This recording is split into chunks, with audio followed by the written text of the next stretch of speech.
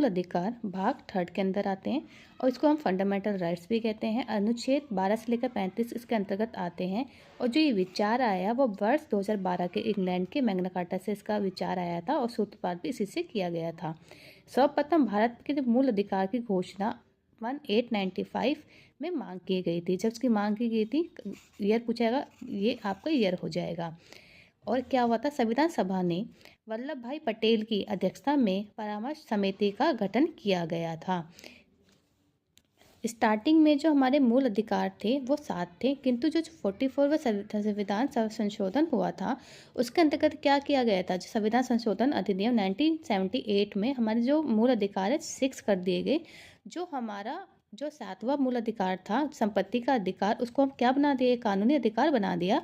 अनुच्छेद 301 के अंतर्गत भाग 12 में डाल दिया गया।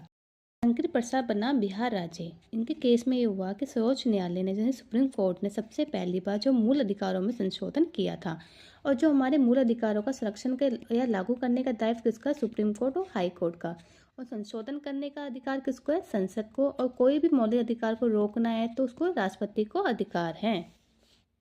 इनका वर्गीकरण किया गया। जो मूल अधिकार हमारे कितने 6 हैं, क्यों, पहला है समानता का अधिकार जो अनुच्छेद 14 से 18 में आता है। स्वतंत्रता का अधिकार 1922 में। संशोधन के विरुद्ध अधिकार है 23 से 24 में। धार्मिक स्वतंत्रता का अधिकार है 25 से 28 तक।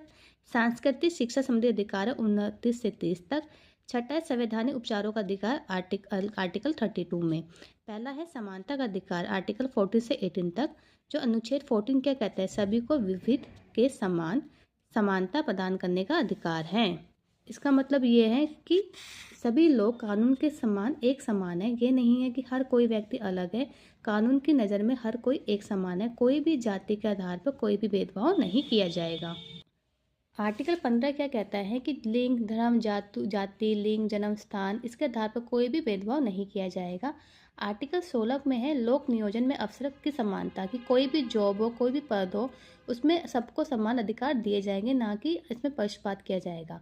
अनुच्छेद 17 में अस्पष्टता पर रोक लगाई गई कि इसमें यह था कि संसद ने 1995 में अस्पष्टता अपराध अधिनियम लागू किया गया कि इसके अकॉर्डिंग कोई भी छुआछूत, ऐसी कोई भी प्रॉब्लम नहीं होनी चाहिए और इस चीज़ पर अस्पष्टता वाले काम कहीं भी नहीं होने चाहिए। इससे चीज़ों में रोक लगा दी गई। आर्टिकल 18 में क्या, उपाधियों का अंत किया गया कि कोई भी किसी को किसी चीज़ की उपाधि नहीं दी जाएगी। और 2 डिपार्टमेंट को छोड़कर, एक आर्मी और एक एजुकेशन डिपार्टमेंट को छोड़कर सभी चीज़ों में उपाधियों का अंत कर दिया गया।